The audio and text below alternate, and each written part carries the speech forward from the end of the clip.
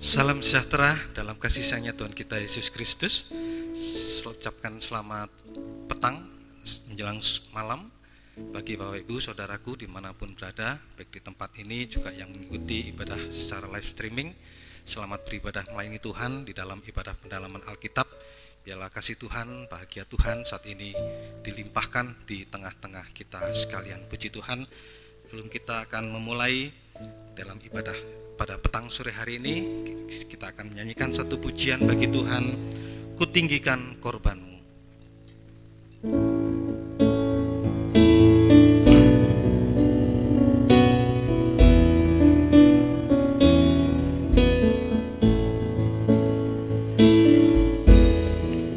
Biar selalu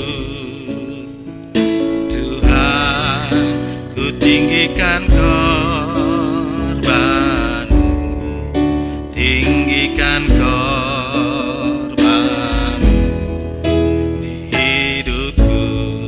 Ku tak ingin Tuhan, tak ingin Tuhan melepaskan diriku dari kuat kuasa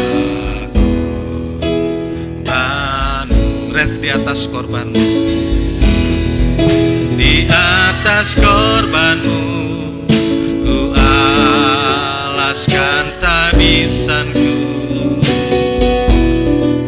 Di atas korbanmu ku percayakan hidupku.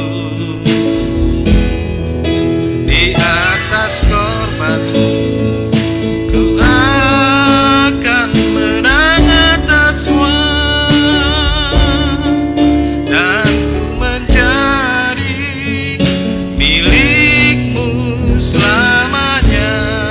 Kedua, jadikanlah daku rumahmu yang kudus, yang berkenan selalu di hatimu,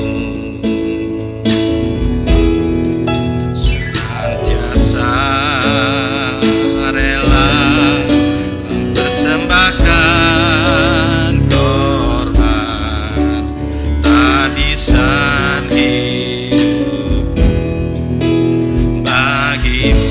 di atas korbanmu. Di atas korbanmu ku alaskan tabisanku. Di atas korbanmu ku percayakan hidupku. Di atas korbanmu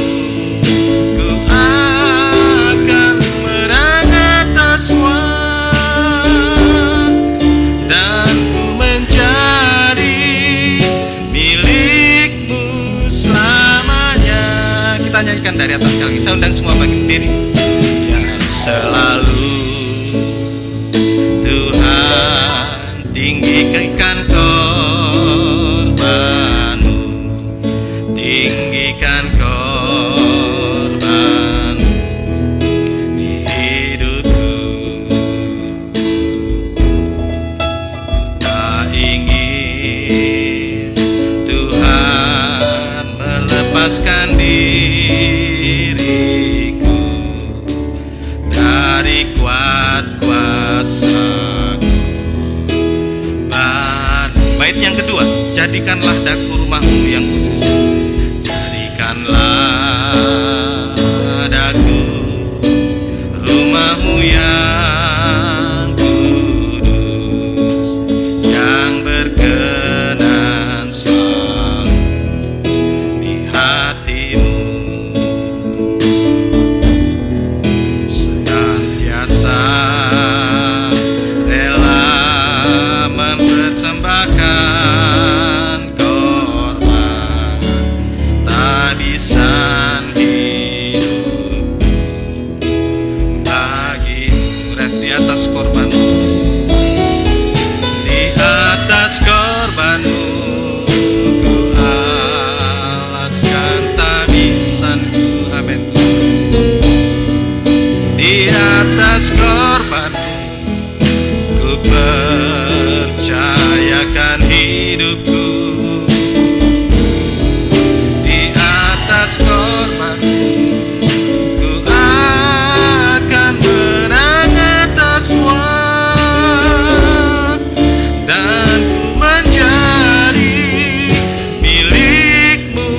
selamanya di atas korbanmu, di atas korbanmu ku alaskan tabisanku,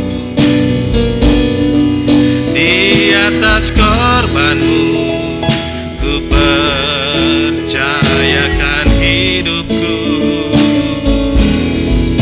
di atas korbanmu ku akan menang atas semua, dan ku menjadi milikmu selamanya. Sekali lagi, di atas korbanmu Tuhan, di atas korbanmu ku alaskan tabisanku, di atas korbanmu ku percayakan hidupku, di atas korbanmu ku akan menang atas semua, dan ku menjadi milikmu selamanya, dan ku menjadi milikmu selamanya. Tundukkan kepala, kita berdoa. Haleluya Yesus, haleluya. Kalau tidak ada korban-Mu Tuhan, kami manusia lemah. Kami menyadari Tuhan, kami dari tanah liat yang mudah rapuh, yang mudah segala sesuatu kecewa, putus asa Tuhan. Tapi biarlah Tuhan, seperti dalam pujian yang kami naikkan saat ini, kami alaskan segala kehidupan kami, segala pelayanan kami, segala apa yang kami jalani Tuhan di dalam dunia ini, baik menjalani kehidupan rumah tangga, semua kami alaskan di atas korban-Mu Tuhan. Kalau kami bisa berada di atas korban-Mu, kami akan kuat Tuhan. Supaya tidak Tuhan, seringkali Tuhan saat menghadapi penderitaan sedikit saja, kami akan ngomel, kami akan putus asa, kami akan kecewa, bahkan sampai tinggalkan Tuhan. Tetapi saat kami bisa melihat penderitaan-Mu, korban-Mu di atas kayu salib, itu yang membuat kami kuat Tuhan. Sampai garis akhir hidup kami, kami akan tetap Tuhan berada di atas korban-Mu, hingga pelayanan kami sampai garis akhir hidup kami. Di dalam apapun juga Tuhan, kami selalu mengalaskan semua di atas korban-Mu. Karena itulah Tuhan yang menjadi kekuatan bagi kami Tuhan, dalam menjalani aktivitas kami sehari-hari, dalam pelayanan kami, bahkan di dalam apapun juga Tuhan. Itu yang menjadi kekuatan kami Tuhan. Terima kasih Tuhan, terima kasih. Biarlah mata kami selalu memandang korban-Mu di atas kayu salib. Karena dengan itu Tuhan, kami akan tetap kuat teguh hati sampai garis akhir hidup kami Tuhan. Terima kasih Tuhan, terima kasih. Kami bersyukur saat ini buat waktu dan kesempatan yang indah pada petang sore hari ini. Kami boleh datang ke hadirat-Mu untuk menikmati di dalam ibadah pendalaman Alkitab terlebih dahulu ya Tuhan.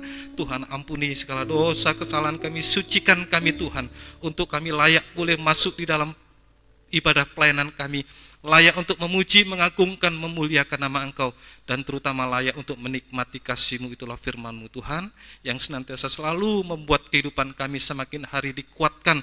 Oh Tuhan, akan juga dibenarkan, disucikan, bahkan sampai sewaktu-waktu kami dapat disempurnakan sama seperti Engkau sempurna. Itulah sebabnya Tuhan, urapi ibadah kami dari awal hingga pada selesainya, terutama dari pemimpin pujian, pemain musik, bahkan semua seluruh sidang jemaat-Mu Tuhan, dimanapun mereka berada, urapi untuk mampu memuji, mengagungkan, memuliakan nama Engkau, agar hadirat-Mu ada di tengah-tengah kami Tuhan. Sebab tanpa hadirat-Mu di tengah-tengah kami, ibadah kami ini akan sia-sia, ibadah kami ini kering Tuhan, bahkan tidak ada artinya Tuhan. Itulah sebabnya lawat kami, urapi dengan kuat kuasa Roh Kudus, untuk mampu mengagungkan, memuliakan nama Engkau, dan hadirat-Mu ada di tengah-tengah kami untuk melayani kami sebagai imam besar dan Gembala Agung yang senantiasa selalu ingin mencurahkan isi hati-Mu melalui firman-Mu Tuhan. Terima kasih ya Tuhan, dari awal hingga pada selesainya ibadah ini hanya kami alaskan di dalam nama Tuhan Yesus Kristus. Kami sudah berdoa, haleluya, amin. Silakan duduk. Saudaraku yang dikasihi oleh Tuhan, seperti pujian tadi yang kita sudah naikkan, tanpa ada korban Tuhan, sekali lagi Dari dulu saya sudah meletakkan pelayanan ini, ibadah ini, karena menghadapi penderitaan sedikit saja seringkali, ya saya akui memang kita dibentuk dari manusia lemah, dari tanah, mudah rapuh, gampang pecah. Tetapi kalau kita senantiasa selalu melandaskan itu di dalam korban Tuhan, seperti tadi yang saya katakan, dulu saya pernah ngomel, dulu sebelum jadi hamba Tuhan, saya berkendara kendaraan roda 4, tapi setelah jadi hamba Tuhan, saya tidak punya apa-apa. Bahkan sampai juga dapat berkat Tuhan, sepeda tahun 80 pada waktu itu hati saya ngomel sedikit. Waduh, jadi hamba Tuhan kok sengsara, saya bilang begitu. Tetapi itulah, kalau kita selalu mengandalkan korban Tuhan di atas pelayanan kita, dalam hati saya mengatakan, lebih menderita mana kamu daripada saya. Itu dalam hati saya. Kemudian saya menangis dapat, iya Tuhan, lebih menderita Engkau dibanding saya. Hanya saya dapat berkat kendaraan ini saja ngomel, apalagi menghadapi segala sesuatu yang sampai penderitaan sama seperti Tuhan Yesus. Tentunya kita tidak akan bisa menghadapi itu. Tapi untunglah Bapak Ibu, biarlah apa yang sudah kita nyanyikan tadi itu, menghadapi segala sesuatu pengalaman mungkin yang tidak enak bagi kita, biarlah kita selalu memandang korban Tuhan, Dia yang lebih menderita daripada kita. Dengan keadaan itu kita bisa dikuatkan menghadapi apa saja sampai kita bisa melayani Tuhan sampai garis akhir hidup kita. Amin Bapak Ibu. Karena tujuan pelayanan kita yaitu tadi yang kita akan sama-sama nyanyikan di dalam Yerusalem yang baru. Di sanalah dikatakan kota tanpa malam, kota yang tidak pernah mengalami kegelapan karena tidak memerlukan cahaya, tetapi yang menjadi cahayanya adalah kemuliaan Tuhan. Kita akan nyanyikan satu pujian, kota tanpa malam, Yerusalem yang baru. Kita akan tepuk tangan. Satu kota tanpa malam di Yerusalem baru, di rumah Maha Mulia. Aku rindu ke sana bertemu Yesus Tuhan. Aku rindu ke sana bersama Dia. Dari atas. Satu kota tanpa malam di Yerusalem baru, di rumah Bapa Maha Mulia. Aku rindu ke sana bertemu Yesus Tuhan. Aku rindu ke sana bersama Dia. Inilah harapan, tujuan hidupku, dalam hidupku ingin bertemu Yesus Tuhanku, Raja damai dalam hidupku. Dan kata satu kota tanpa malam di Yerusalem baru, di rumah Bapa Maha Mulia. Aku rindu ke sana bertemu Yesus Tuhanku. Aku rindu ke sana bersama Dia. Inilah harapanku. Inilah harapanku, tujuan hidupku, dalam hidupku ingin bertemu Yesus Tuhanku, Raja damai dalam hidupku. Dari atas sekali lagi. Satu kota tanpa malam di Yerusalem baru, di rumah Bapa surga mulia. Aku rindu ke sana bertemu Yesus Tuhan. Aku rindu ke sana bersama Dia. Inilah harapan,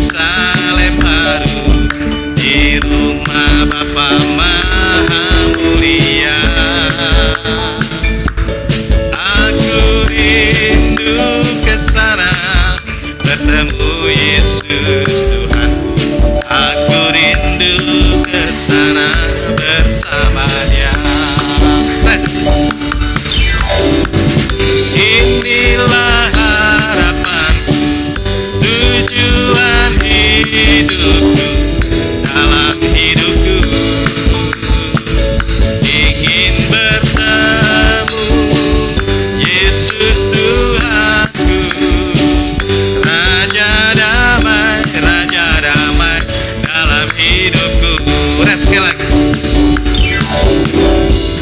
Inilah harapanku, tujuan hidupku, dalam hidupku ingin bertemu Yesus Tuhanku, Raja damai dalam hidupku, Raja damai dalam hidupku. Ini yang menjadi tujuan dan harapan dalam setiap pelayanan kita kepada Tuhan. Jangan sampai kita putus di tengah jalan, jangan sampai kita mundur setapak kaki pun menghadapi apa saja seperti yang pernah saya alami. Tidak bisa mengucap syukur, tapi untunglah Tuhan mengingatkan lewat korban Tuhan, sehingga kita bisa kuat kembali menghadapi apa saja. Pelayanan kita maju terus sampai mengarah kepada Yerusalem yang baru. Dari sini kita dibentuk untuk menjadi terang, seperti yang tadi kita nyanyikan, Yerusalem baru, tidak ada kegelapan. Biarlah kita juga bisa menjadi terang di dunia ini sampai menjadi terang dunia, bahkan sampai di dalam Yerusalem yang baru. Puji Tuhan. Kita akan mendengar firman Tuhan, kita akan siapkan hati kita akan nyanyikan bagi Tuhan di dalam Pesalu nomor 68, Engkaulah Tuhan. Biarlah hari-hari ini kita belajar seperti Yohanes. Seringkali kita salah dalam tangisan kita, seringkali kita menangis hanya kekurangan beras, kekurangan uang, kekurangan apa.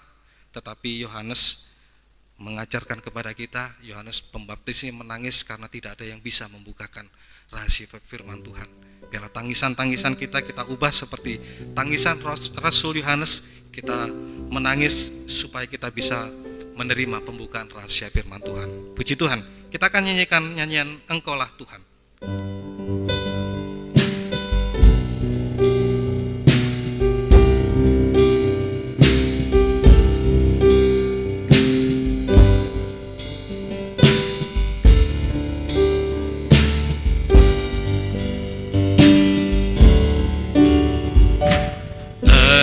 Engkaulah Tuhan yang ku sembah, Engkau anak domba yang berlayar membukakan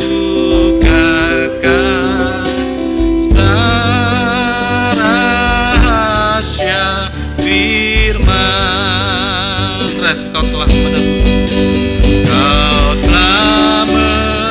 menebus kami dengan darah-Mu untuk menjadi milik-Mu. Aku menyembah Engkau Tuhanku, penebus hidupku. Engkaulah Tuhan, Engkaulah Tuhan yang ku sembah, Engkau anak domba yang berlayar membukakan semua rahasia firman. Ref kedua, Kau telah menjadikan hidup ini, Kau telah menjadikan hidup kami ini menjadi imam rajani. Aku menyembah Engkau Tuhanku, penebus hidupku. Dari atas saya undang semua bagi berdiri. Engkaulah Tuhan,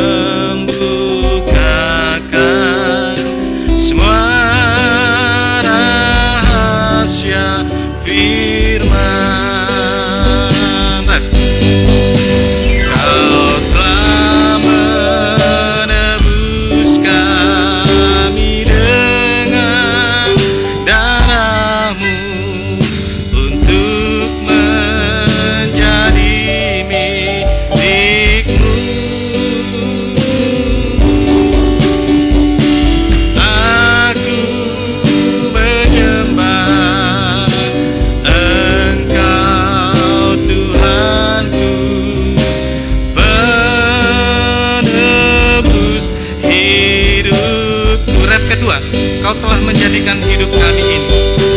Kau telah menjadikan hidup kami ini menjadi imam rajani.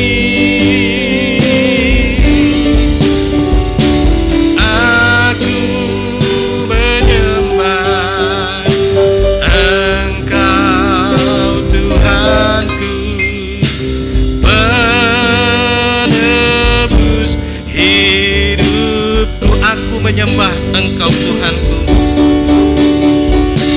Aku menyembah Engkau Tuhanku, penebus hidupku.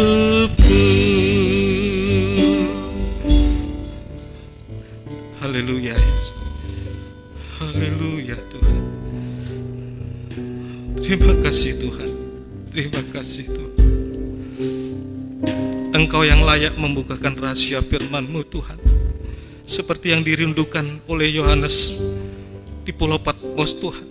Karena tidak ada yang bisa membukakan gulungan materai tertutup dengan materai. Biarlah Tuhan, kami juga belajar seperti Yohanes, mengubah tangisan-tangisan. Memang tidak salah Tuhan, kami menangis memohon pertolongan daripada Engkau saat menghadapi penderitaan, saat menghadapi kekurangan, saat menghadapi apa saja Tuhan. Tidak salah Tuhan, tapi biarlah Tuhan, hari-hari ini juga kami belajar untuk mengubah tangisan kami seperti Rasul Yohanes, supaya bisa dibukakan rahasia firman-Mu Tuhan. Sebab tanpa pembukaan rahasia firman-Mu, kami tidak mengerti akan kehendak-Mu, apa yang Kau kehendaki dalam setiap kehidupan kami. Terima kasih Tuhan, terima kasih. Biarlah sungguh-sungguh Tuhan yang membukakan rahasia firman-Mu saat ini lewat pertolongan yang daripada Engkau. Untuk itu ya Tuhan, urapi kami dengan kuat kuasa Roh Kudus-Mu mulai dari hamba-Mu, untuk kami bisa menyampaikan firman-Mu dengan jelas, dengan benar, dengan murni, menyampaikan firman-Mu sesuai dengan kehendak-Mu dan dengan kasih sayang-Mu. Biarlah sungguh-sungguh firman-Mu adalah jawaban atas kehidupan kami, dan urapi kami juga, baik yang ada di tempat ini, baik yang ada di rumah Tuhan, yang menyaksikan secara live streaming juga, urapi dengan kuat kuasa Roh Kudus yang sama pula, untuk mampu mendengar, mengerti, percaya, yakin akan firman-Mu, bahkan kami juga mampu untuk mempraktekkan firman-Mu dalam setiap kehidupan kami.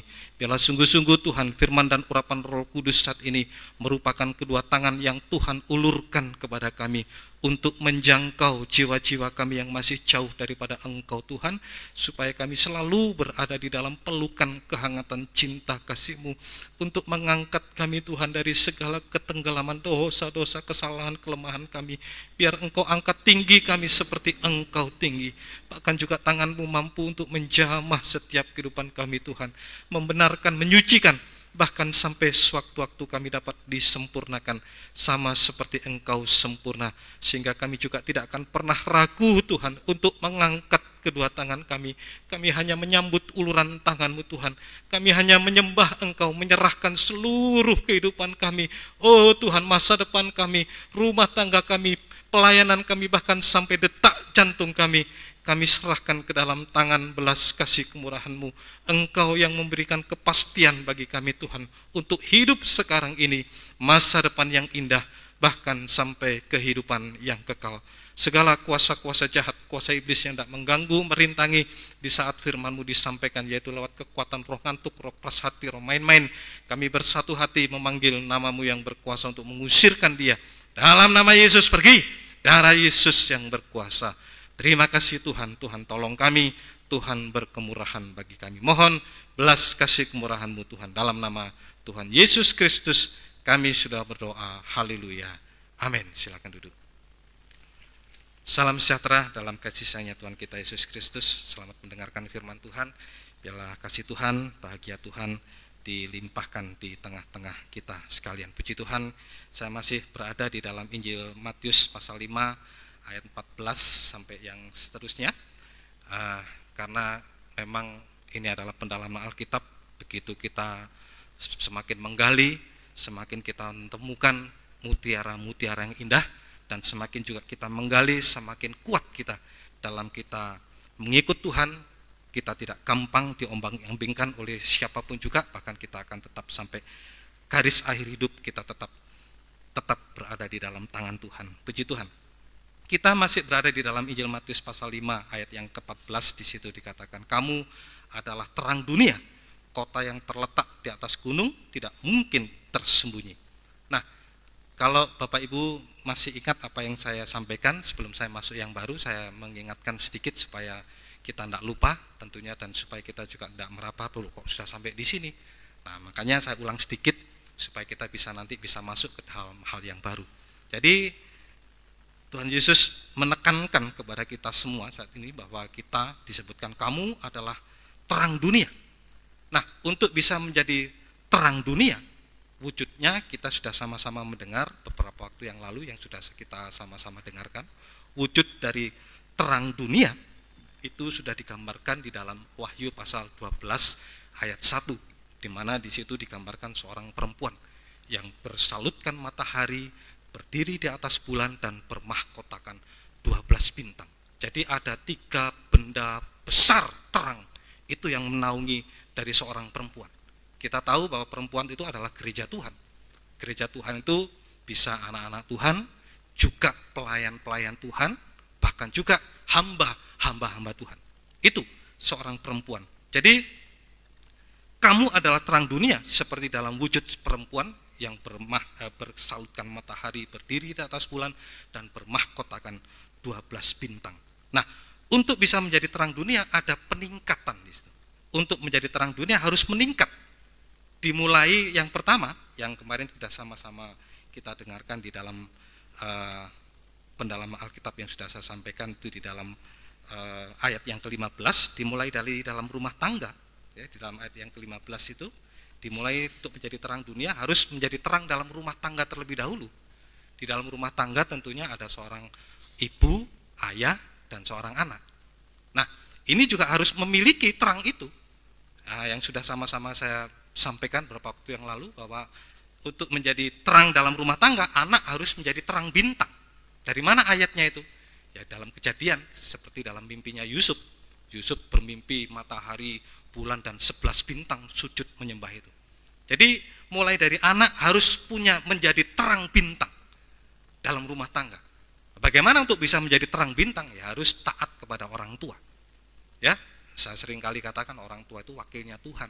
Tidak ada sekalipun orang tua itu jahat, tidak mungkin mendidik anak-anaknya untuk menjadi orang tuanya. Ayo nak, kamu biar jahat seperti bapak nak ya, tidak ada.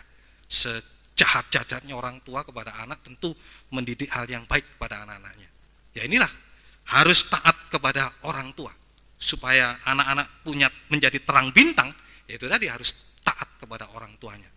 Nah, seorang ibu juga demikian, harus punya terang bulan. Terang bulan yang seperti sudah saya sampaikan, bulan itu menjadi darah. Nah, seorang ibu harus berkorban untuk suaminya juga. Seorang ibu harus menanggalkan egonya, sekalipun punya pangkat, punya kedudukan tinggi, mungkin di bidang sekuler barangkali, punya jabatan tinggi dan lain sebagainya, ya harus berkorban dalam rumah tangga itu. Untuk apa? Ya untuk supaya bisa tunduk kepada suami. Itu pengorbanan. Itu menjadi menjadi terang bulan di dalam keluarga. Dan juga harus bisa menjadi menanggung atas suami dan anak-anak, di tengah-tengah suami dan anak-anak. Seperti yang sudah saya sampaikan, seperti dulu ya, Abigail bagaimana seorang istri dari Nabal dulu menanggung dosa-dosanya suaminya dulu, supaya tidak dibunuh oleh Daud dulu itu. Nah, istrinya itu yang harus menanggung dosa suaminya itu, sehingga Nabal pada waktu itu selamat dari ancaman daripada Daud. Dan juga seorang ibu juga menanggung dosanya anak-anak, seperti perempuan Sirofenesia itu, tolonglah anak kami. Jadi bisa menanggung suami dan anak-anak. Nah, inilah terang bulan di dalam rumah tangga. Seorang ibu harus punya terang bulan, dan seorang suami harus punya terang matahari, terang kasih, untuk bisa mengasihi istri, mengasihi anak-anak seperti dirinya sendiri. Ya, itu dimulai terang. Untuk menjadi terang dunia dimulai dari terang rumah tangga itu. Kemudian meningkat lagi. Meningkat di dalam yang lebih besar lagi, itu di dalam ayat yang sudah saya sampaikan kemarin, di dalam ayat yang 16, menjadi terang di depan orang. Menjadi terang di depan orang. Sebelum menjadi terang dunia, harus menjadi terang di depan orang. Nah, bagaimana caranya? Harus menggunakan perlengkapan senjata terang itu. Siapa senjata terang? Itulah pribadi Tuhan Yesus. Pribadi Tuhan Yesus.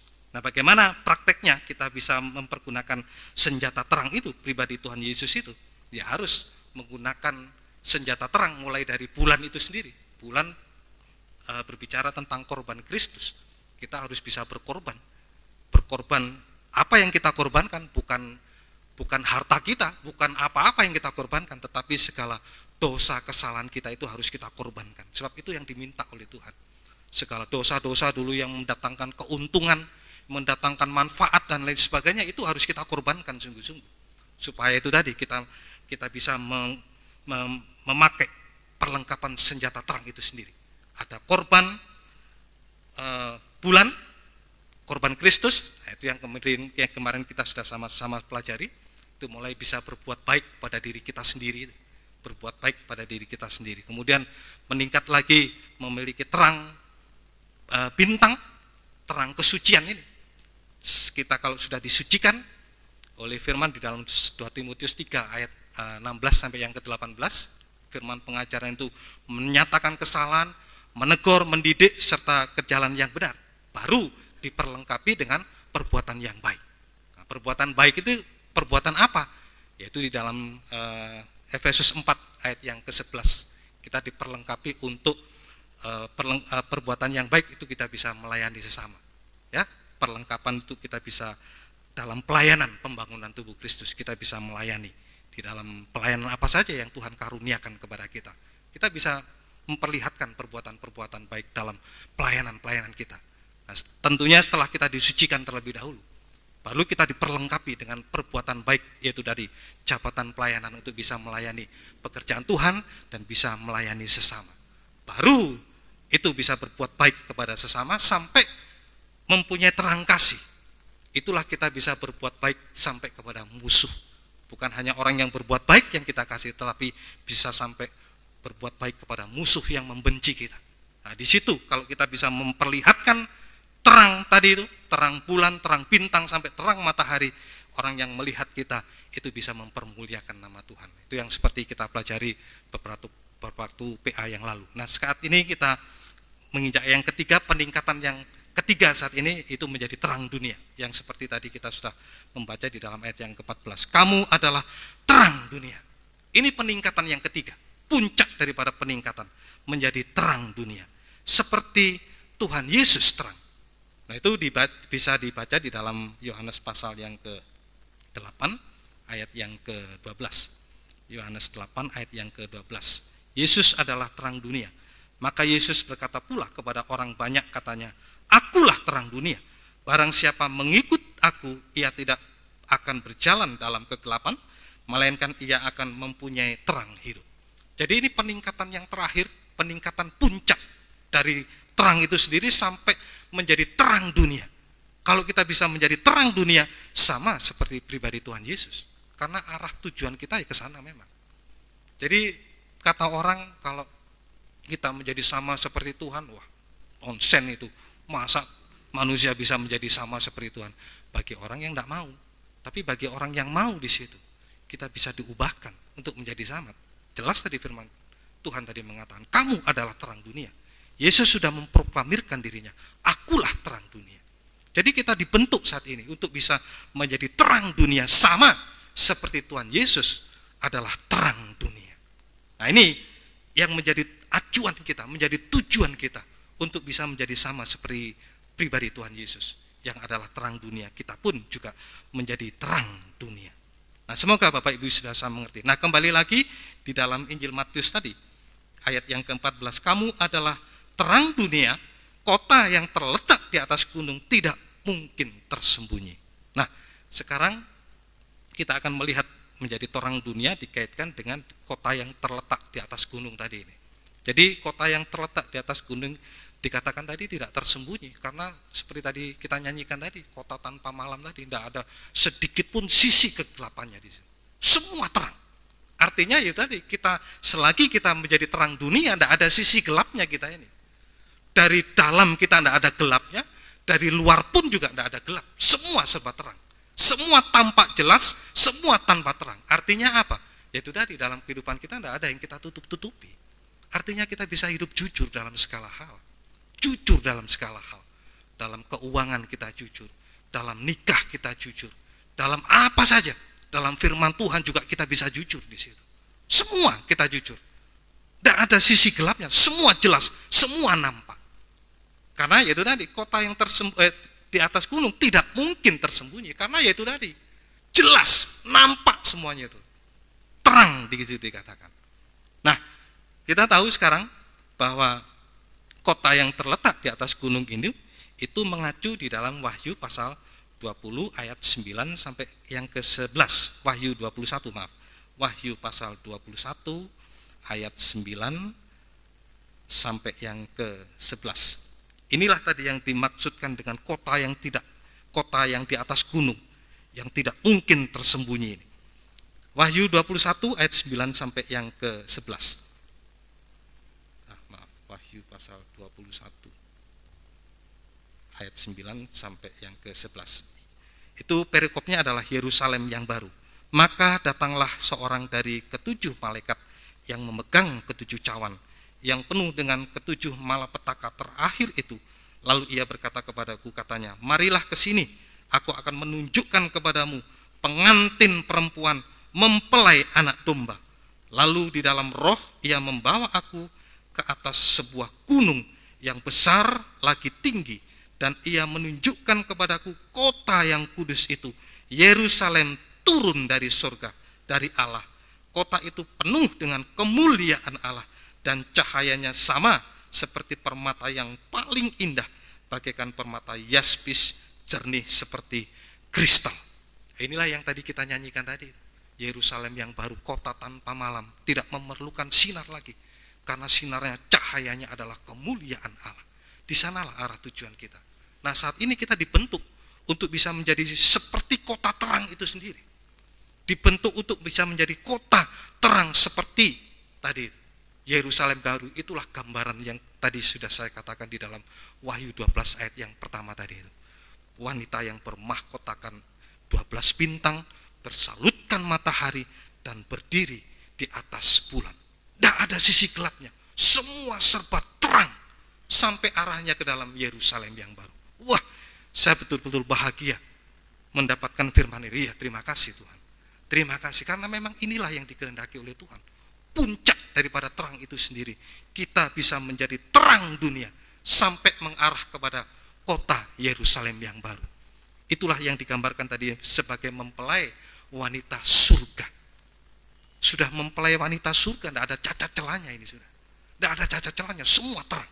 Makanya pada waktu di dunia ini kita dibentuk, kita harus memiliki seperti tadi itu yang digambarkan seorang perempuan tadi itu.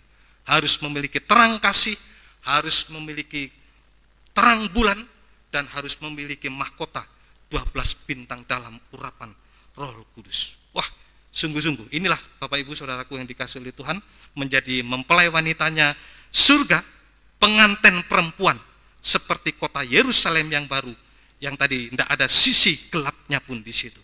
Nah, ini yang harus kita ketahui dengan sungguh-sungguh. Ini yang betul-betul kita rindukan, kita harapkan di dalam setiap pelayanan kita, ya, untuk kita bisa mengarah kepada Yerusalem yang baru, kota terang tadi itu. Nah, kembali kepada terang, fungsi daripada terang dunia. Tadi kamulah terang dunia.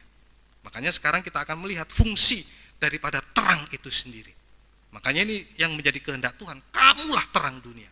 Harus bisa menjadi terang dunia sama seperti Tuhan Yesus, terang dunia. Jadi makanya kita akan melihat fungsi daripada terang itu sendiri. Ya, kita akan melihat di dalam Kejadian pasal 1, Kejadian pasal yang ke-1 ayat 14 sampai yang ke-19. Kejadian pasal 1 ayat 14 sampai yang ke-19. Berfirmanlah Allah, jadilah benda-benda penerang pada cakrawala untuk memisahkan siang dan malam. Biarlah benda-benda penerang itu menjadi tanda yang menunjukkan masa-masa yang tetap dan hari-hari dari dan tahun-tahun. Dan sebagai penerang pada cakrawala, biarlah benda-benda itu menerangi bumi, dan jadilah demikian. Maka Allah menjadikan kedua benda penerang yang besar itu, yakni yang lebih besar untuk menguasai siang, dan yang lebih kecil untuk menguasai malam, itulah matahari dan bulan, dan menjadikan juga bintang-bintang. Jadi ada matahari, ada bulan, dan ada bintang. Kemudian ayat yang ke-17, Allah menaruh semuanya itu di cakrawala untuk menerangi bumi, dan untuk menguasai siang dan malam, dan untuk memisahkan terang dari gelap. Allah melihat bahwa semuanya itu baik. Jadilah petang dan jadilah pagi. Itulah hari keempat. Jadi Allah menjadikan benda-benda penerang itu hari yang keempat. Jadi kalau mengingat angka 4 ini, saudaraku, hari yang keempat, angka 4 ini ternyata ada kaitannya dengan angka 4 juga di dalam Yerusalem. Itulah kota 4 persegi. Wah, hari ini mencocok-cocokkan. Ya memang begitu firman Tuhan. Kalau firman Tuhan dicocokkan dengan firman Tuhan, pasti cocok. Kalau firman Tuhan dicocokkan dengan ilmu pengetahuan, ilmu itu ya tidak cocok, tidak akan cocok. Tetapi kalau firman dicocokkan dengan firman, ya itulah terjadi firman, pengajaran yang benar. Ayat 1 diterangkan ayat yang lain. Ayat 1 menerangkan ayat yang lain. Dulu saya tidak mengerti hal ini. Dulu saya tidak mengerti, tapi setelah saya mengerti firman Tuhan, oh iya betul ya Tuhan. Kalau firman diterangkan firman, pasti cocok. Pasti cocok. Orang boleh mengatakan, oh itu cocok logi, silakan. Tidak apa-apa, silakan. Oh cocok logi, silakan, tidak apa-apa. Tapi bagi kita yang mengerti firman Tuhan, memang firman Tuhan kalau dicocokkan dengan firman Tuhan, ya memang cocok. Ya itulah firman Tuhan yang dibukakan rahasianya. Seperti yang tadi dikatakan, biarlah tangisan kita sudah berubah. Bukan seperti tangisan-tangisan seperti manusia dunia, tetapi tangisannya sudah berubah seperti Yohanes, kan dia menangis sungguh-sungguh karena tidak ada yang bisa membukakan itu. Kemudian malaikat berbicara, jangan menangis, sesungguhnya singa dari suku Yehuda sudah membukakan itu. Wah, tangisannya sudah berubah saat ini. Ya, biarlah saat ini kita bisa mengerti dengan sungguh-sungguh. Jadi firman Tuhan diterangkan dengan firman Tuhan, nah itu baru terjadi, kita bisa mengerti pembukaan rahasia firman Tuhan. Bukan cocok logi, silahkan orang mengatakan itu. Tapi bagi kita, bagi saya pribadi, inilah pembukaan rahasia firman Tuhan. Penerang itu dijadikan hari yang keempat. Dan hari yang keempat itu, angka 4 itu menunjuk juga kota 4 persegi. Itu di dalam Wahyu 21 sebelum kita masuk ya, fungsi dari terang. Wahyu 21, kita lihat sebentar di situ, Wahyu pasal 21, ayat yang ke-16.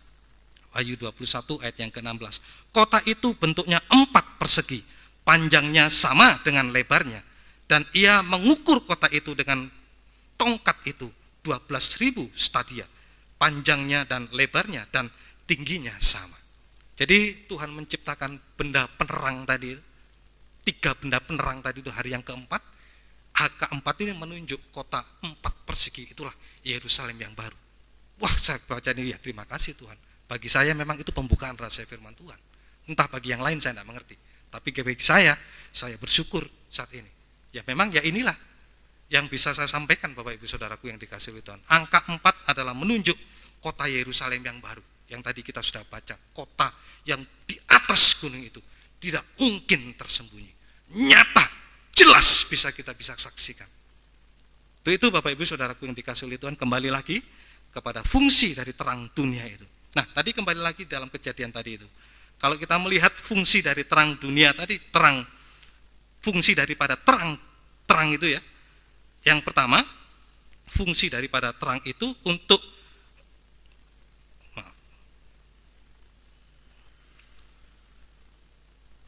ya. Jadi 18 bulan 1 ini. Oh ini.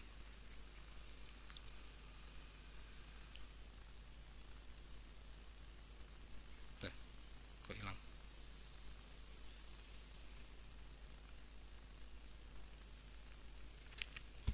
Nah, kok hilang ceritanya ini? Ayat yang ke-8, untuk menguasai siang dan malam dan untuk memisahkan terang dari gelap, Allah melihat bahwa semuanya itu baik. Jadi Bapak Ibu Saudaraku dikasih oleh Tuhan, jadi ini. Jadi fungsi dari terang itu yang pertama Bapak Ibu di dalam ayat 16 sampai yang ke-17. Itu yang pertama. Fungsi daripada terang itu sendiri, maka Allah menjadikan kedua benda penerang yang besar itu, yakni yang lebih besar untuk menguasai siang, dan yang lebih kecil untuk menguasai malam, dan menjadikan juga bintang-bintang. Allah menaruh semuanya itu di bawah cakrawala untuk menerangi bumi. Jadi fungsi dari penerang yang pertama, Bapak Ibu Saudaraku, adalah sumber cahaya. Ya, sumber cahaya dari terang yang ada di bumi ini. Jadi saya ulangi sekali lagi Bapak Ibu Saudaraku dikasih oleh Tuhan, bahwa fungsi daripada terang itu sendiri, tadi itu ada matahari, bulan, dan bintang, yaitu tadi sumber daripada cahaya yang ada di bumi ini.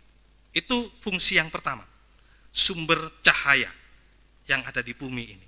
Kemudian yang kedua di dalam ayat yang ke-18, itu adalah fungsi daripada terang untuk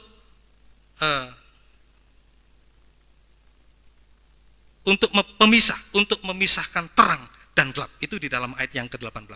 Jadi fungsi daripada terang yang kedua adalah memisahkan terang dan gelap. Dan yang ketiga Bapak Ibu, fungsi daripada gelap untuk menguasai, ya, untuk menguasai kegelapan. Itu di dalam ayat yang ke-18. Jadi ada 3 fungsi yang tadi kita sudah baca di dalam Kejadian pasal 1 ayat mulai dari tadi ayat 14 sampai yang ke-19. Tentunya saya akan menerangkan 1 daripada 3 tadi itu. Fungsi daripada terang. Itulah yang menjadi sumber cahaya daripada yang ada di dunia ini. Jadi sumber cahaya dikatakan adalah sumber cahaya sebagai sumber cahaya daripada keubahan hidup kita. Dari keubahan hidup kita adalah sumber cahayanya itulah daripada pribadi Yesus tadi itu sendiri. Jadi fungsi daripada terang yang pertama adalah sumber cahaya, cahaya untuk keubahan hidup kita. Itu fungsi daripada terang itu. Nah, saya beri contoh Bapak Ibu, contohnya adalah Rasul Paulus. Contohnya ini Rasul Paulus. Jadi cahaya atau terang dunia ini adalah sumber cahayanya tadi adalah cahaya itu untuk keubahan hidup. Contohnya Rasul Paulus di dalam, kita akan membaca di dalam 1 Timotius pasal yang pertama. 1 Timotius pasal yang pertama ayat yang ke-12 sampai yang ke-13. 1 Timotius pasal 1 ayat 12 sampai yang ke-13. Ucapan syukur atas kasih karunia Allah. Aku bersyukur kepada Dia yang menguatkan aku, yaitu Kristus Yesus, Tuhan kita. Ini sumber cahaya. Karena Ia menganggap aku setia dan mempercayakan pelayanan ini kepadaku. Aku yang tadinya seorang penghujat dan seorang penganiaya dan seorang ganas, tetapi aku telah dikasihaninya karena semuanya itu telah kulakukan tanpa pengetahuan, yaitu di luar iman. Ini adalah contohnya pribadi Saulus. Kemudian nanti setelah diubahkan dia menjadi Rasul Paulus. Ya, jadi contohnya adalah Rasul Paulus itu sendiri. Nah, bagaimana Rasul Paulus ini sebelum dia kena cahaya terang itu? Nah, tadi disebutkan aku yang tadinya dikatakan keadaan Saulus sebelum kena cahaya, sumber cahaya itu. Dikatakan yang pertama dia adalah seorang penghujat tadi. Wah, kalau Bapak Ibu baca nanti seorang penghujat ini ngeri Bapak Ibu. Aku pertama yang tadi keadaan Saulus tadi ya, sebelum dia diganti diubahkan, itu namanya dulu adalah Saulus. Dikatakan tadi keadaannya dia adalah penghujat tadi. Penghujat itu sama dengan tanpa Roh Kudus. Tanpa ada terang bintang dulu. Tanpa ada terang bintang, itulah Saulus dulu. Keadaannya dulu. Seorang penghujat. Kalau Bapak Ibu baca tentang penghujat ini terlalu ngeri Bapak Ibu. Makanya itu dikatakan kehidupan yang tanpa Roh Kudus ini seperti keadaan Rasul Paulus dulu sebelum diubahkan. Nah, bagaimana apa yang dihujat? Aku tadinya adalah seorang penghujat. Nah, kita akan lihat, coba kita akan baca di dalam Wahyu 13 ayat yang ke-6. Wahyu pasal 13 ayat yang ke-6. Ini tentang penghujat tanpa Roh Kudus, tanpa terang bintang. Wahyu 13 ayat yang ke-6. Lalu ia membuka mulutnya untuk menghujat Allah, menghujat namanya, dan kemah kediamannya, dan semua mereka yang diam di sorga. Jadi apa yang dihujat Bapak Ibu? Ini sama seperti mulutnya, kalau saudara Bapak Ibu di dalam perikopnya baca, itu binatang yang keluar dari dalam laut. Itulah menunjuk antikris, rohnya antikris. Makanya tadi dikatakan, aku seorang penghujat tanpa terang bintang. Tanpa ada terang bintang, tanpa ada Roh Kudus. Kehidupannya ya tadi penghujat. Apa yang dihujat tadi itu? Yang pertama yang dihujat adalah Allah dia. Allah dihujat. Bayangkan Bapak Ibu, terlalu ngeri kalau tanpa ada terang bintang, tanpa ada Roh Kudus, Tuhan dihujat. Kemudian apalagi? Allah dihujat, menghujat namanya. Siapa namanya Allah itu? Yang kita sudah kenal, namanya dia pribadi Yesus, namanya Yesus. Nama Yesus dihujat. Wah, terlalu ngeri. Nama Yesus dihujat. Waduh, saya pernah dengar dengan telinga saya sendiri. Wah, saya enggak patut saya sampaikan di ini. Saya dengar sendiri. Tapi ya itu tadi, saya memang dulu dididik, ya enggak perlu kita seperti orang-orang di luar sana ya. Tuhan kok dibela-bela, enggak perlu kita demikian. Biar nama Yesus dihujat ya kita tetap sabar saja. Sebab musuhnya bukan saya, tetapi musuhnya Tuhan. Nama Yesus dihujat. Nama Yesus dihujat.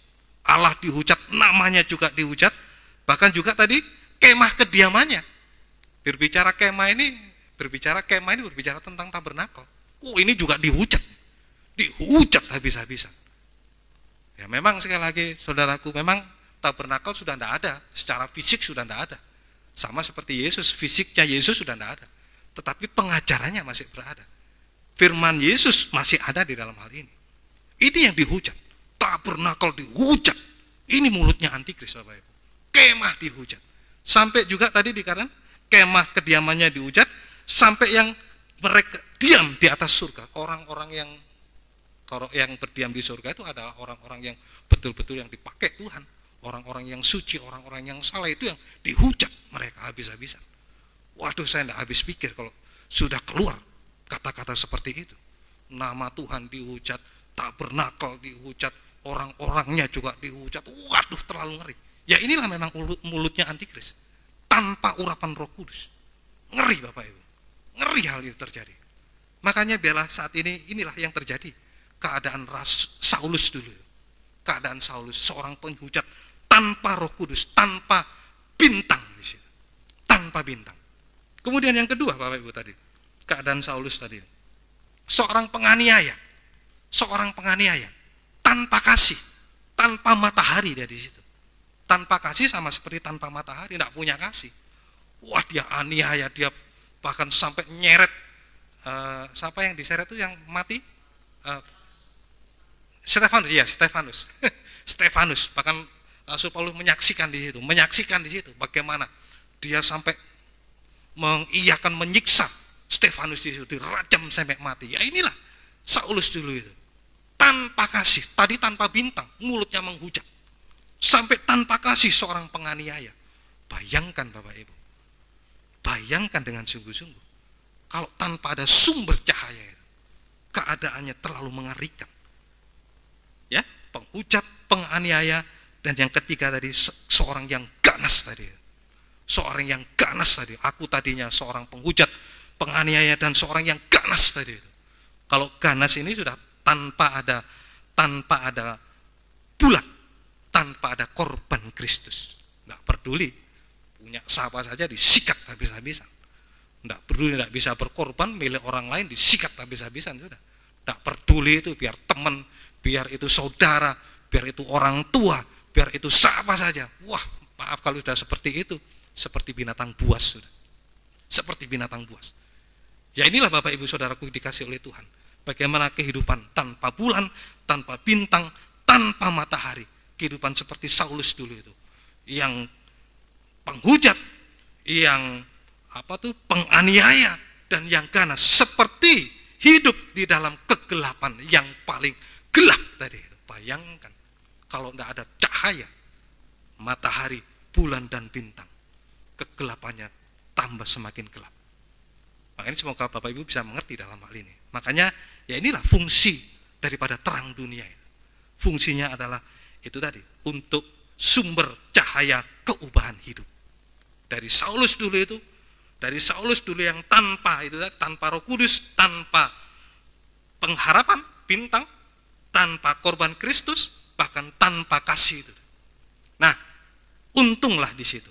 Tetapi untung di situ ada sumber cahaya yang menerangi Saulus pada waktu itu, sehingga Saulus bisa berubah. Kalau tidak, jadi tadi Saulus tetap berada di dalam kegelapan, ya, tetap berada di dalam kegelapan tadi itu, yang tanpa tadi itu, tanpa bintang, tanpa bulan, tanpa kasih. seorang penghujat, penganiaya, ganas seperti binatang buas, dan ada buah ubatnya lagi seperti binatang buas. Nah, tetapi untunglah kita akan baca di dalam Kisah Rasul pasal yang ke-9. Kisah Rasul pasal yang ke-9 ayat 1 sampai yang ke-3. Kisah Rasul pasal yang ke-9 ayat 1 sampai yang ke-3. Saulus bertobat. Sementara itu berkobar-kobar hati Saulus untuk mengancam dan membunuh murid-murid Tuhan. Ia menangkap imam besar itu. Inilah keadaan orang yang berada tanpa tadi. Tanpa bintang, tanpa bulan, tanpa matahari. Seperti Saulus. Ayat yang kedua. Dan ia meminta surat kuasa daripadanya untuk dibawa kepada majelis-majelis Yahudi di Damsyik, supaya jika ia menemukan laki-laki atau perempuan pengikut jalan Tuhan, ia menangkap mereka dan membawa mereka ke Yerusalem. Dalam perjalanannya ke Damsyik, ketika ia sudah dekat ke kota itu, tiba-tiba cahaya memancar dari langit mengelilingi dia. Untunglah, sekali lagi Bapak Ibu, untunglah Saulus tadi itu mendapatkan sumber cahaya tadi. Sumber cahaya yang bisa mengubahkan hidup. Dari Saulus menjadi seorang Rasul Paulus. Ini sumber cahaya untuk keubahan hidup dari seorang rasul, daripada Saulus tadi, untuk berubah menjadi Paulus tadi. Ada terang yang bisa mengubahkan. Ada terang, ya inilah memang fungsinya terang Bapak Ibu. Kita bisa menjadi terang dunia, ya dimulai dari itu. Kita memerlukan sumber cahaya untuk bisa mengubahkan kehidupan kita ini. Supaya kita bisa belajar seperti Paulus tadi ini. Bagaimana nanti kehidupan Paulus nanti setelah diubahkan tadi itu. Dia betul bisa menjadi terang dunia. Terutama kepada orang bangsa kafir. Dia bisa menjadi terang sungguh-sungguh di situ. Wah, luar biasa Bapak Ibu. Makanya itu Bapak Ibu Saudaraku yang dikasihi oleh Tuhan, kita membutuhkan sumber cahaya keubahan hidup ini. Seperti yang dialami oleh Saulus tadi itu. Pada waktu perjalanan ke Damsyik dengan berkobar-kobar tadi itu. Dengan meminta surat kuasa. Wah, tambah hebat dia sih. Kalau ini tidak diubahkan oleh Tuhan, waduh, betapa mengerikan keadaan orang-orang pada waktu itu. Tapi ya untunglah sekali lagi, Tuhan masih berbelas kasih kepada Saulus tadi. Dia diterangi oleh sumber cahaya tadi yang bisa mengubahkan kehidupannya tadi. Ya, sehingga Saulus mengalami keubahan hidup. Ya, Saulus bisa mengalami keubahan hidup. Keubahan hidup dari mana? Jadi pada waktu dia mengalami cahaya gitu, dia tidak bisa melihat selama 3 hari. 3 hari ini menunjuk kematian Tuhan. Menunjuk kepada kematian untuk bisa berubah. Ya dimulai dari kematian dulu. Ada kematian, ada kebangkitan, dan ada kemuliaan di situ. Ya dimulai dari kematian. 3 hari Saulus ini tidak bisa melihat. Kemudian dia dibawa di situ ke seorang yang dipercaya Tuhan supaya dia bisa melihat kembali di situ, baru diterangkan di situ, baru dia bisa melihat kembali, diubahkan, ya, diubahkan dari seorang tadi yang gelap tadi itu, yang gelap tanpa bintang, tanpa bulan dan tanpa matahari, dia diubahkan menjadi terang, bisa menjadi terang. Keubahan hidup bisa menjadi terang bagi bangsa di luar bangsa Israel, termasuk bangsa kita, bangsa kafir ini. Ya itulah Bapak Ibu, dimulai dari kematian dulu. Yang tadi kita sudah sama-sama kita nyanyikan, dimulai dari berkorban dulu kita. Berkorban, mematikan segala hawa nafsu, keinginan apa yang ada di dalam daging kita, harus kita matikan. Angka 3 menunjuk angka kematian gitu. Baru setelah ada kematian ada kebangkitan, mulai ada keubahan hidup baru bersama dengan Roh Kudus di situ, dan di situ ada pemakaian Tuhan. Ya, di dalam 1 Timotius pasal 1 ayat yang ke-16. 1 Timotius pasal 1 ayat yang ke-16. 1 Timotius pasal 1 ayat yang ke-16. Tetapi justru karena itu aku dikasihani, agar dalam diriku ini sebagai orang yang paling berdosa, Yesus Kristus menunjukkan seluruh kesabarannya. Dengan demikian aku menjadi contoh bagi mereka yang kemudian percaya kepadanya dan mendapat hidup yang kekal. Nah, inilah tadi yang saya katakan tadi. Kamulah terang dunia. Kita belajar seperti kehidupan keadaan Saulus dulu. keadaan Saulus yang gelap gulita itu mendapatkan sumber cahaya sehingga bisa diubahkan, sumber cahaya keubahan hidup seperti Saulus diubahkan menjadi Rasul Paulus sehingga dia menjadi contoh teladan di luar bangsa Israel, sehingga melalui terangnya yang ada di dalam dia bisa membuat orang bisa bertobat tadi itu dan kemudian percaya kepada Yesus sehingga mendapatkan kehidupan yang kekal. Oh, luar biasa Bapak Ibu. Ya, inilah tadi yang dikatakan kamulah terang dunia. Kita belajar seperti Saulus tadi, diubahkan. Saulus berubah menjadi Rasul Paulus untuk jadi teladan bagi semua orang yang berdosa, khususnya bagi bangsa kafir ini, supaya percaya kepada Tuhan Yesus, berubah juga kehidupannya itu, mati bagi dosa, hidup baru bersama dengan Tuhan, sehingga bisa menampilkan cahaya Yesus, cahaya terang itu. Jadi Bapak Ibu, saudaraku yang dikasihi oleh Tuhan, jika anak-anak Tuhan, jika pelayan Tuhan, hamba-hamba Tuhan, tanpa mengalami keubahan hidup, tanpa mengalami sumber cahaya keubahan hidup, mulai dari anak-anak, sekali lagi katakan, anak-anak akan menjadi beban bagi orang tua. Anak-anak akan menjadi beban bagi orang tua. Kalau tanpa ada keubahan hidup, tanpa mengalami sumber cahaya keubahan hidup, anak-anak akan menjadi beban bagi orang tuanya. Demikian pula juga dengan kita, pelayan-pelayan Tuhan, tanpa ada keubahan hidup, tanpa mengalami cahaya keubahan hidup, akan menjadi beban bagi orang lain. Bahkan juga hamba-hamba Tuhan seperti saya, kalau tanpa ada keubahan hidup, pasti jadi beban bagi orang lain. Itu pasti jadi beban. Makanya harus sungguh-sungguh, harus mengalami cahaya keubahan hidup ini, supaya kita bisa memancarkan terang ini.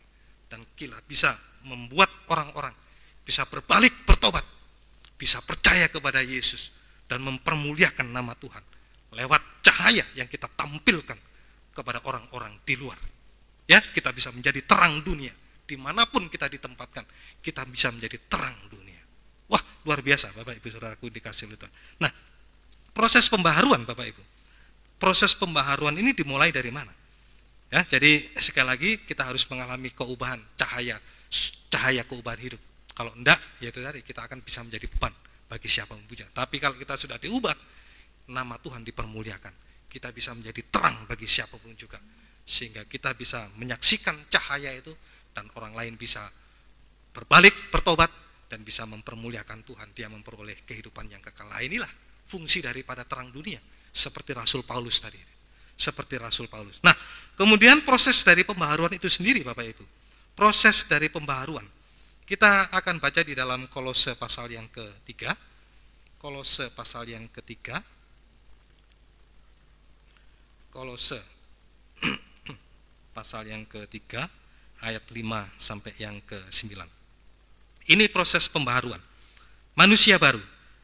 Karena itu matikanlah dalam dirimu segala sesuatu yang duniawi, yaitu pertama percabulan, kedua kenajisan, tiga hawa nafsu, 4 nafsu jahat, dan juga keserakahan, 5 yang sama dengan penyembahan berhala. Semuanya itu mendatangkan murka Allah atas orang-orang durhaka. Ini yang ada di dalam batin kita, ya. 5 ini yang ada di dalam batin kita. Ayat yang ke-6, semuanya itu mendatangkan murka Allah atas orang-orang durhaka. Ini orang-orang yang di dalam kegelapan. Ayat 7, dahulu kamu juga melakukan hal-hal itu ketika kamu hidup di dalamnya. Tetapi sekarang buanglah semuanya itu, yaitu marah, pertama, 2 geram, ketiga kejahatan, keempat fitnah, dan kelima kata kotor-kotor yang keluar dari mulutmu. Itu yang ada di luar kita. Jadi yang ada di luar dan yang ada di batin kita, yang di lahir dan batin kita. Jangan lagi kamu saling mendustai, karena kamu telah menanggalkan manusia lama serta kelakuannya. Jadi proses pembaharuan tadi dimulai dari tadi itu, 5 hal yang ada di dalam, 5 hal yang ada di luar. Ya tadi yang kita sudah sama-sama baca tadi itu yang ada di dalam. Orang mungkin tidak tahu, ya. Mungkin istri tidak tahu, anak tidak tahu, orang lain tidak tahu. Tetapi yang tahu hanya Tuhan dan kita. Semua orang tidak tahu, tapi yang di luar ini nampak sekali lagi. Ini nampak sekali. Tadi mulai dari tadi yang tadi dikata marah, geram, kejahatan, ini nampak dari wajah kita. Ini yang di luar. seringkali.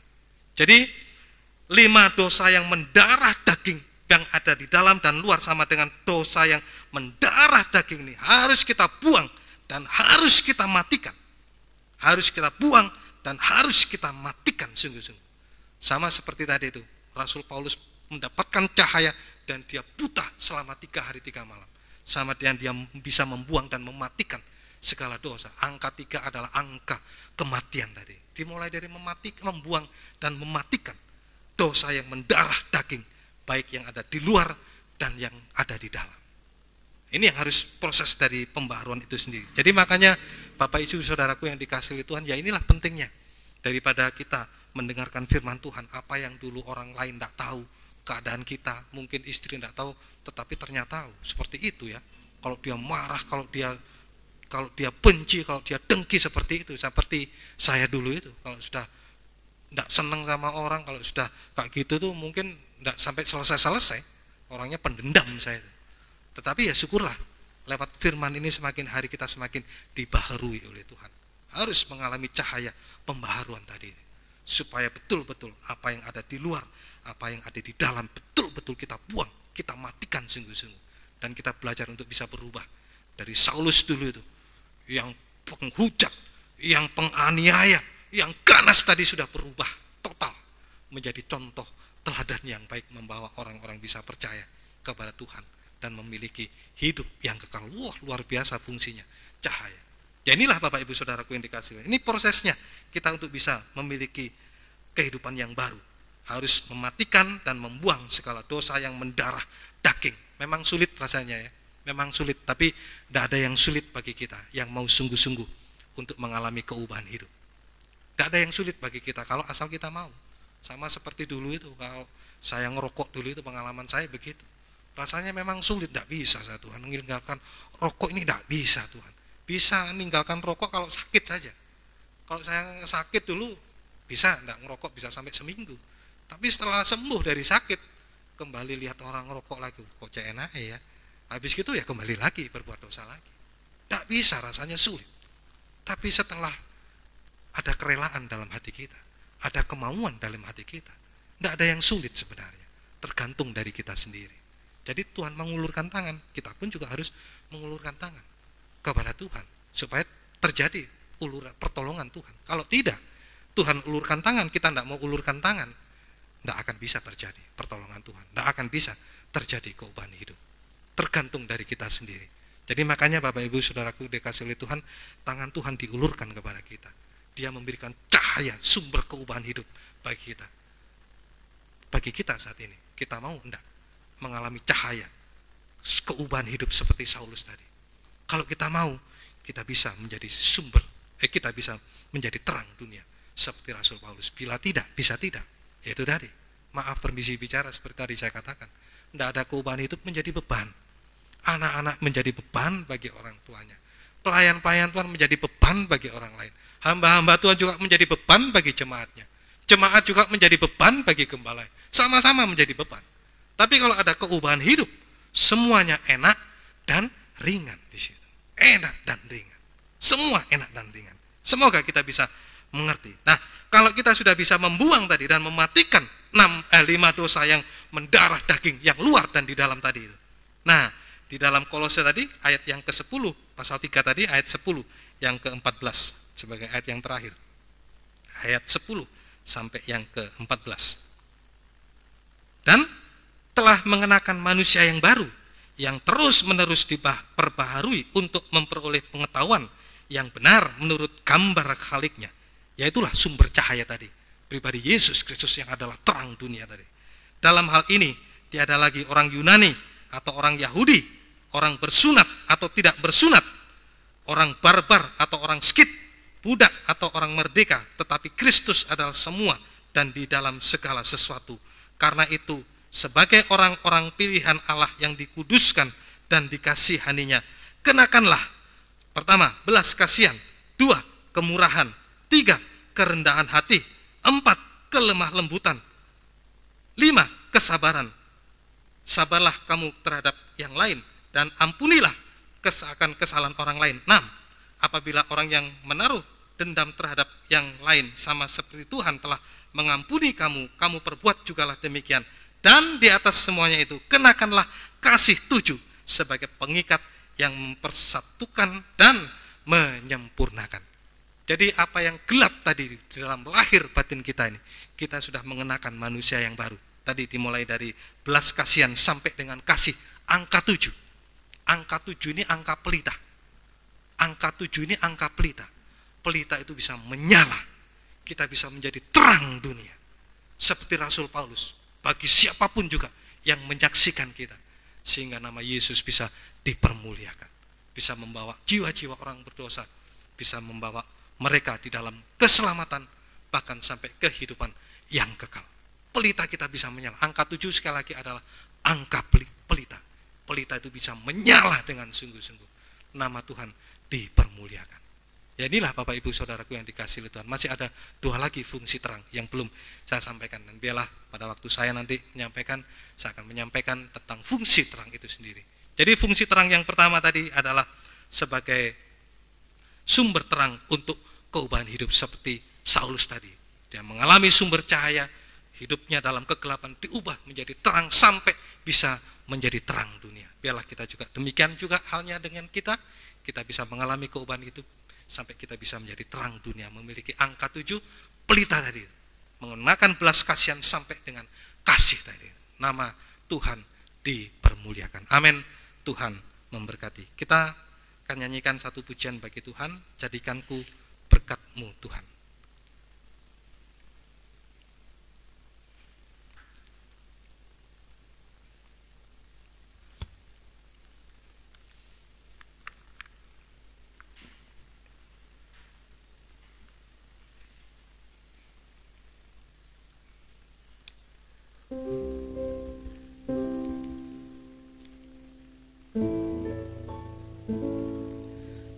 Jadikanku berkat-Mu Tuhan, jadi terang bagi sesama kami yang telah diselamatkan. Jadi terang Tuhan, dari atas, jadikanku berkat-Mu Tuhan.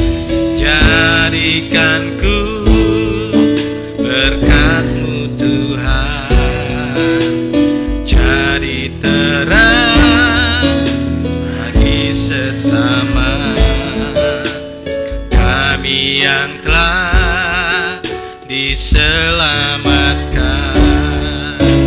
Jadi terang Tuhan,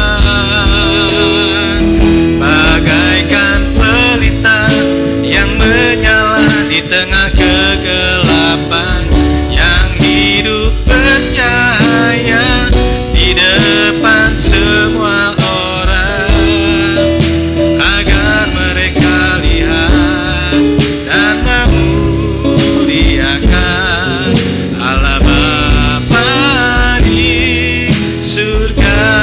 Dari atas, jadikanku berkat-Mu Tuhan. Mari kita undang semua bangkit berdiri.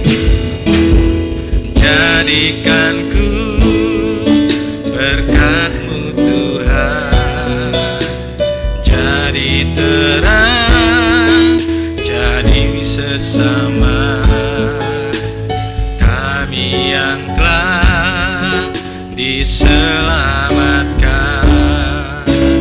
Jadi terang Tuhan, dari atas sekali lagi. Jadikanku berkat-Mu Tuhan, jadi terang bagi sesama kami yang telah diselamatkan. Jadi terang Tuhan, bagaikan pelita yang menyala di tengah kegelapan,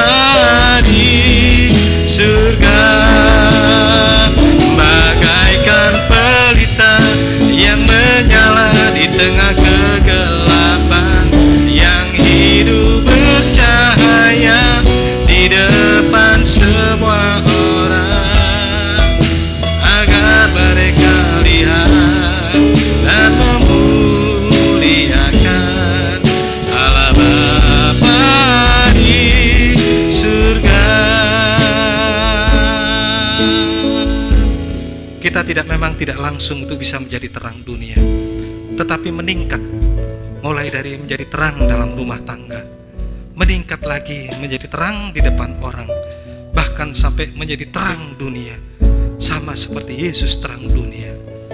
Untuk itulah Bapak Ibu Saudaraku yang dikasihi Tuhan, kita bisa belajar hidup meningkat dalam terang itu, supaya sekali lagi terang yang kita peroleh dapat kita pancarkan di dalam rumah tangga, di depan semua orang, bahkan sampai menjadi terang dunia.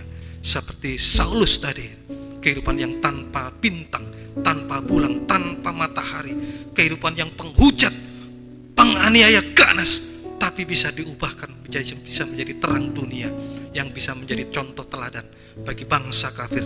Banyak jiwa-jiwa yang dimenangkan oleh kesaksiannya, sehingga memperoleh janji Tuhan, bisa menjadi terang, bahkan selamat, bahkan kehidupan yang kekal. Kita nyanyikan sekali refnya, dan saya serahkan kepada Bapak Gembala untuk bisa menutup di dalam doa berkat. Bagaikan pelita yang menyala di tengah,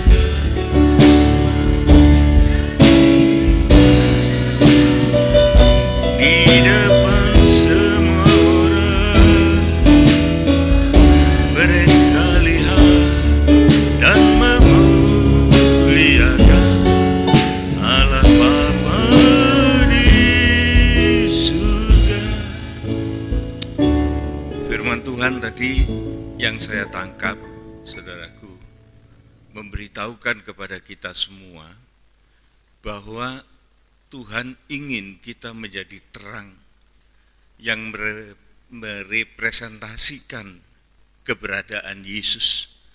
Dia adalah terang dunia. Dan terang itu jelas dimulai dari kepribadian kita, dari rumah tangga kita, dari bagaimana sandang pangan kita, pekerjaan kita, itu terang. Jadi terang Tuhan itu adalah dia orang yang beres di dalam keluarganya, di dalam pekerjaannya, mata pencahariannya, dan lain sebagainya. Dan terang itu punya resiko, saudaraku, dan resiko ini tidak bisa dihindari. Jangan saudara mengatakan, oh bisa menghindar, enggak, saudara. Kalau kita ini jadi terang, ya sudah terang itu, sudah kelihatan. Ya. Malah orang Jawa bilang itu apa? Cetha welo-welo, di atas bukit, di atas gunung. Tidak bisa disembunyikan. Jadi itu memang otomatis begitu. Jadi orang Kristen itu kalau di mana-mana dia kelihatan loh. Kristen. Ketok, saudaraku. Jadi itu tidak bisa dihindari. Dan itu jadi resiko. Bisa resikonya bisa memuliakan Tuhan dan kita menerima kebaikan. Tapi juga ada penderitaan. Ada penderitaan. Siapa yang ngasih penderitaan? Ya model Saulus ini, orang yang gelap. Orang yang tidak punya frekuensi yang sama, tidak punya terang yang sama. Kelihatan itu. Wih, ini terang, ini gelap. Ini musuh, saudaraku. Sebagaimana Saulus itu memusuhi orang-orang yang percaya kepada Tuhan. Tapi lihat, Tuhan itu bisa mengubah sedemikian rupa. Saulus yang tadinya melek matanya, buta hatinya. Tapi begitu terang Tuhan itu mendobrak, maka hati itu remuk. Tapi untuk mata jasmani ini, dalam waktu yang tertentu dibutakan oleh Tuhan. Membuat Saulus ini menjadi tahu bahwa sebetulnya dia tidak ada apa-apanya di hadapan Tuhan. Anehnya teman-temannya itu ada yang lihat tapi tidak dengar, ada yang dengar tapi tidak lihat. Oleh karena mereka bukan dituju oleh Tuhan. Tetapi Saulus orang pilihan, dia dituju oleh Tuhan. Sehingga cahaya yang begitu silau di tengah hari yang bolong itu, dia membutakan matanya. Orang Jawa bilang itu apa? Bloloen. Tapi kalau bloloen kan cuma sebentar, ya, terang lagi. Tapi Saulus itu kebablas. Dia bloloen, tidak ngerti apa-apa. Sampai dia menjadi hamba Tuhan. Orang yang berada di dalam kegelapan, saudaraku, biasanya panik. Orang panik itu menyalahkan orang lain, ya. Dia menghujat. Yang dihujat itu Allah, kediaman Allah, surga itu dihujat. Allahnya dihujat, surganya orang-orang kudus yang menempati surga itu juga dihujat. Dia tidak ngerti di dalam kegelapan. Oleh sebab itu, betapa pentingnya kita ini dibentuk untuk menjadi manusia-manusia baru. Ya, manusia baru itu ya memang dibaharui. Wujudnya memang begini, tapi kelakuannya, tingkah lakunya itu semua dibaharui. Ini inti dari firman Tuhan tadi yang kita dengar bersama, dan itu memang ambilnya dari Alkitab. Mau ngomong apa lagi kita? Ya kita amini, kita percaya bahwa Tuhan itu baik dan Alkitab itu adalah kebenaran mutlak yang bisa kita terima untuk menjadi sarana mengubahkan kehidupan yang lama. Kita berdoa. Tuhan, terima kasih untuk siraman firman-Mu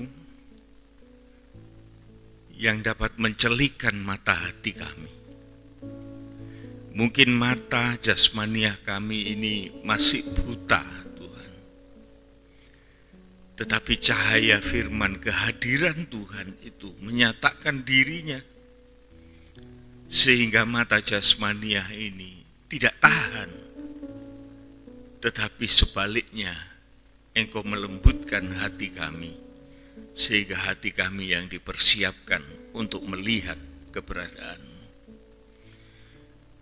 Inilah Tuhan yang kami harapkan dalam hidup ini, supaya kami tidak senantiasa menjadi orang yang bodoh di tengah-tengah kegelapan, tetapi apapun resikonya, kami hidup sebagai terang Tuhan di kegelapan dunia ini, yang seringkali kami akan mengalami banyak masalah, tetapi justru itu yang membuktikan bahwa kami lain daripada yang lain. Terima kasih Tuhan, Engkau memberkati hamba-Mu sekeluarga yang telah Engkau pakai di dalam pelayanan-pelayanan ini, dan biarlah nama-Mu yang dipermuliakan. Saatnya Tuhan, kami akan kembali ke rumah kami masing-masing, tetapi kami juga berdoa buat sidang jemaat-Mu Tuhan. Mungkin yang masih berada di dalam kegelisahan, berada di dalam tekanan-tekanan apapun yang dialami sehari-hari, Tuhan berikan kekuatan, atau kalau Engkau berkenan, Engkau memberikan kelepasan, supaya kami boleh kembali di dalam sukacita-Mu. Tetapi kami mohonkan Tuhan, kekuatan dari Allah yang memberikan kami energi untuk mengatasi segala kegelisahan ini. Demikian juga kepada yang sakit, Tuhan tolong, Tuhan ulurkan tangan pengasihan-Mu, dan Engkau sembuhkan kembali untuk bersukacita dengan kami di dalam ibadah semacam ini. Bagi mereka Tuhan yang dalam kelemahan, Tuhan kuatkan, yang berada di dalam kekurangan, Tuhan cukupkan, dan Tuhan berikan jalan keluar untuk dapat mengatasi setiap masalah ini. Terima kasih Tuhan. Saudara-saudaraku yang dikasihi oleh Tuhan, terimalah berkat anugerah, kasih sayang, damai sejahtera, sukacita, kerajaan surga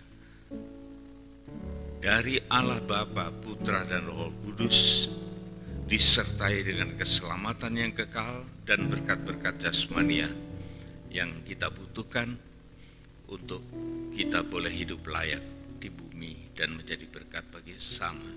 Pulanglah dengan segala berkat ini yang sudah kami naikkan bersama di dalam nama Tuhan Yesus Kristus. Amin, amin, amin. Tuhan berkati.